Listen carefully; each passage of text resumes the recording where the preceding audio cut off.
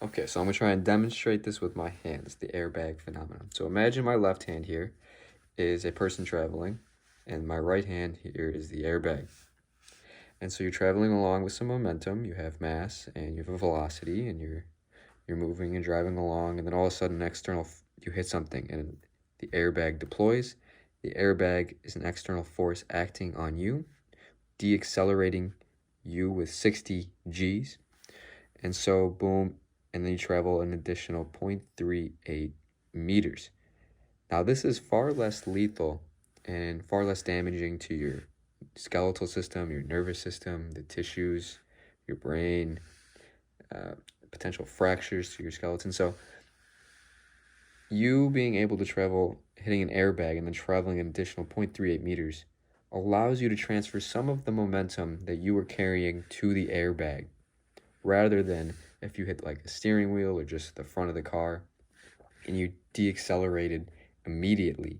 All of the momentum you were carrying will just go in the opposite direction. And this is a greater amount of impact your body has to deal with in order to protect your internal organs and all the vital processes that keep you alive. So by having the airbag deploy and hit you with a safety standard of 60 Gs and then moving an additional 0.38 meters, some of the momentum is transferred to the airbag and away from you. And so the impact is less lethal. And so that's why we have airbags, and that's why they work. I'm not going to, maybe I'll make a video eventually on how physicists and mathematicians derived these four formulas with constant acceleration, but that is not on the agenda for this video. In this video, I want to talk about airbag safety standards. And these numbers might be a little out of date, but I can't imagine they changed very much. And so we are tasked with finding the distance traveled for a person to come to a complete stop when an airbag that follows the safety standards is deployed. And I kind of want to demonstrate this with my hands, but I'll do that at the end because I have to hold this phone as a camera. And so bear with me. Again, this is a makeshift setup. I'm out of town and I'm kind of just winging it. And so the maximum acceleration, according to the safety standards, an airbag can force on a driver or somebody in this passenger seat is 60 Gs. And if you remember, Gs are just the 9.8 meters per second squared times however many Gs. It is the gravitational constant near the Earth's surface times however many. And so that will be 60. We can actually write that out. 60 times 9.8. And this is equal to roughly, if I type it in, 60 times 9.8 is, let's say, 588 meters per second squared is 60 Gs. And the time interval for this airbag is going to be 36 milliseconds, which I already did the conversion, is 0.036 seconds. And so we need to identify which formula is going to tell us the distance traveled. And so if we take a look over here, we know the maximum acceleration, so we know our A along the x dimension, and then we know our t, so our time interval. And we're not concerned with velocity, so anything that's dealing with final and initial velocity will not be useful to us. And so I think this, just by looking at this, I think this second equation here is going to be our equation to use. It's going to be applicable to us.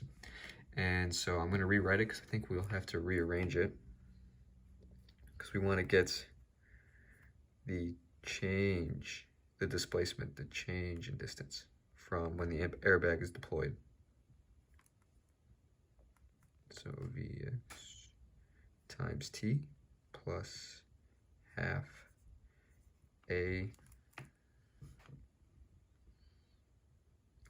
acceleration t squared. And so let's get our initial position on the left side of the equation. Again, sorry if it falls out of focus. Try my best here. So we get x minus x naught is equal to v naught times t plus half acceleration t squared. And so this is our equation. We can plug in our values. So we have 588, so our A, our T is going to be 0.036.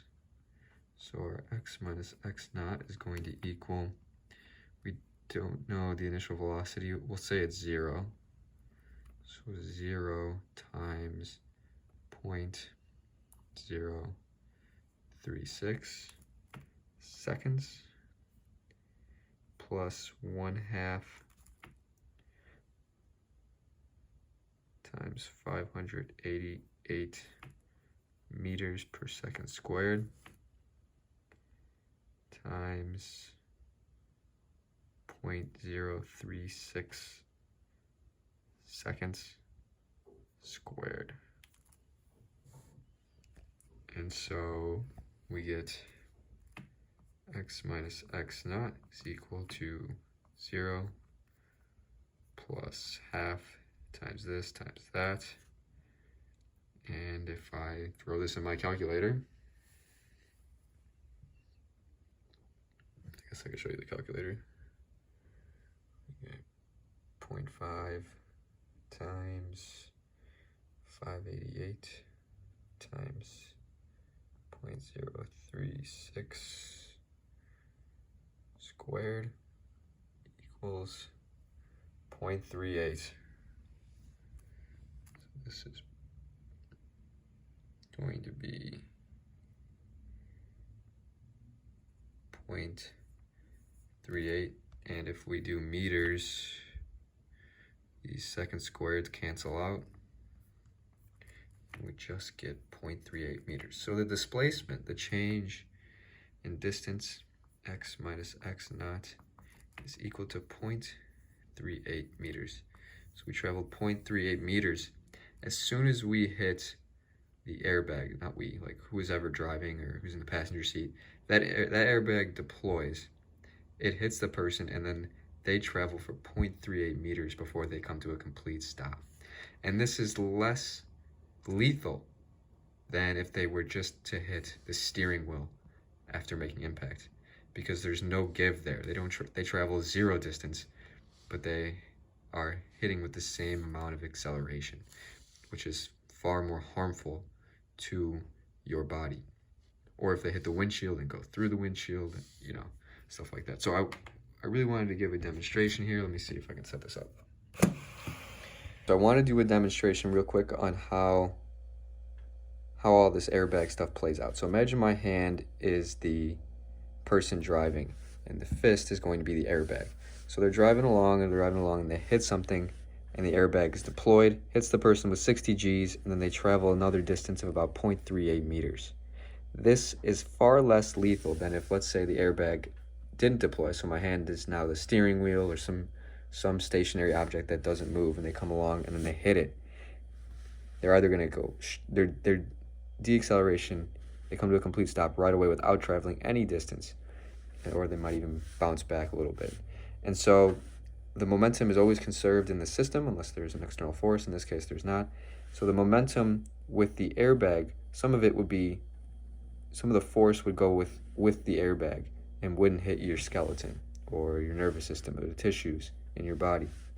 Whereas if the airbag doesn't deploy and you just hit a steering wheel, boom, you come to a complete stop, and you're more likely to break bones, fracture any of your skeleton and your skull, and potential brain damage.